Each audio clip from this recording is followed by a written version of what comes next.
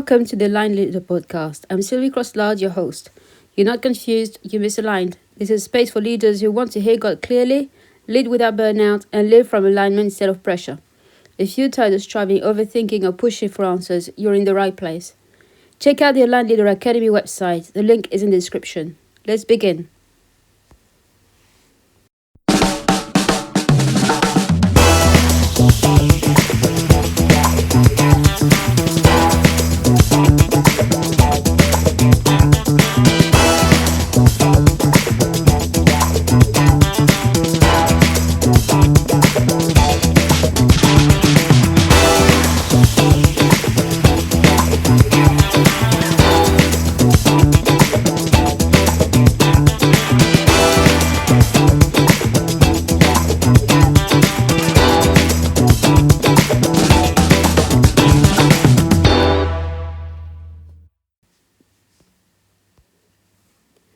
Today we're talking about peace, not as comfort but as guidance.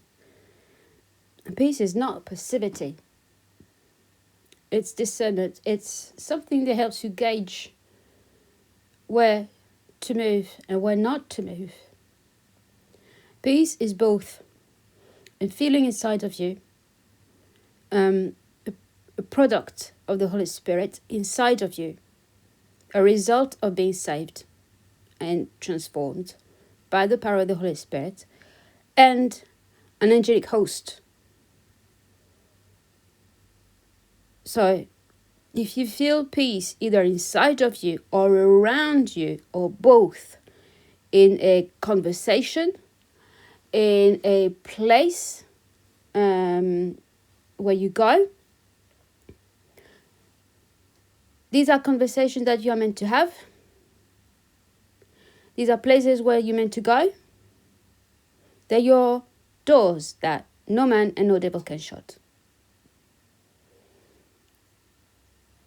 But on the other hand, if you're not feeling peace, these are warning bells.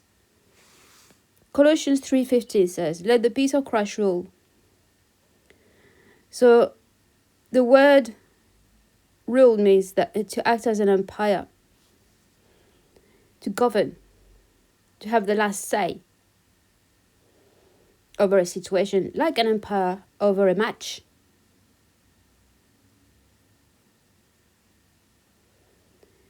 Peace tells you when to move and when to stop. When you don't feel peace, that's when to stop. When you're feeling disturbed, something's stirring inside of you when having a conversation with somebody or in a place.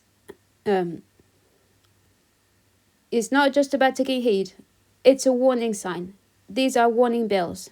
It's the Holy Spirit pulling the triggers and telling you, clear off, turn around.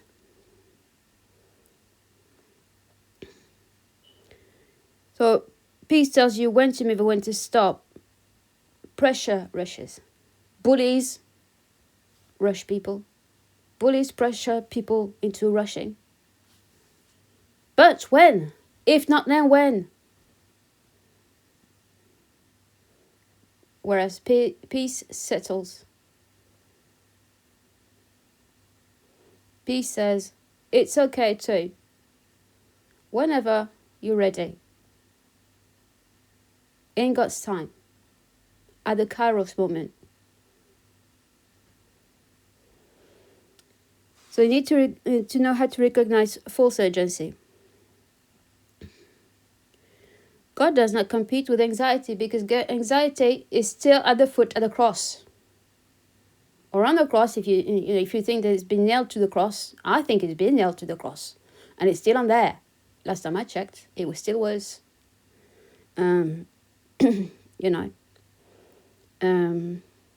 Jesus didn't go to that length of getting crucified on the cross so that anxiety will come and hit you again.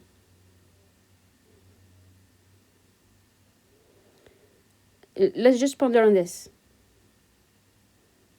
The demon of anxiety is still nailed to the cross. That crown of thorns that Jesus had, that was for the mental warfare. Okay? And that is still on the cross too.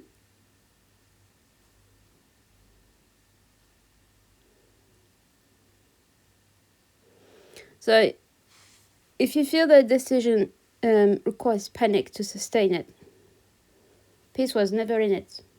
It was never present in that decision. So you need to step back and say, hold on a minute. If peace is the marker, I need to put a stop to that thing. So sometimes it's worth going all the way and cutting ties, closing doors, and then pivoting to face the door that no man and no devil can shut. Because sometimes you need to do all of that to be able to shift around in the spirit to see what's got your name on it.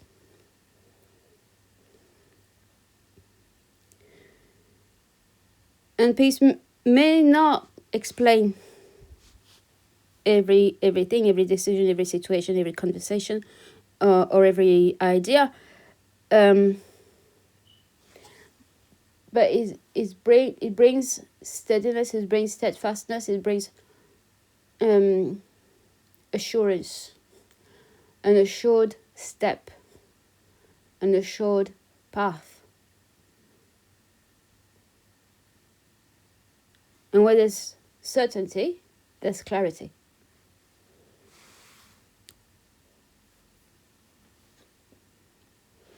So let's just reflect for a bit, and where does peace increase for you?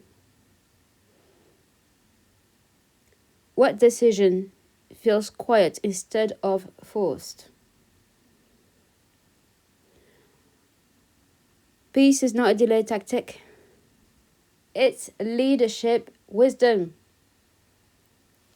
Before you lead others, you need to lead yourself wisely.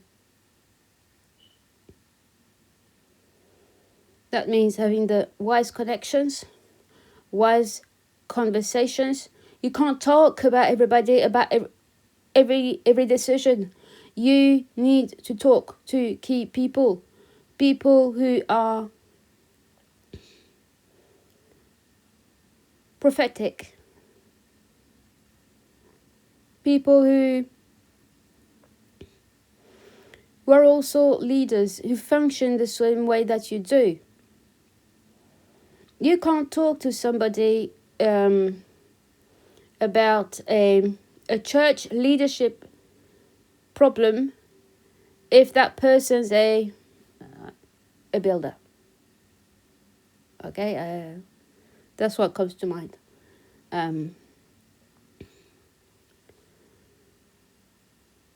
They won't face the same problems that you do. They probably don't function the prophetic, but these guys have got their hands in concrete and everything all day long. They don't deal with people. They deal with brick and mortar. So their priorities aren't the same as yours. Their vision of the world isn't the same as yours. You can't turn to them. You need to stay within the circle of people who are of the same capacity, the same weight, the same mantle of leadership as you.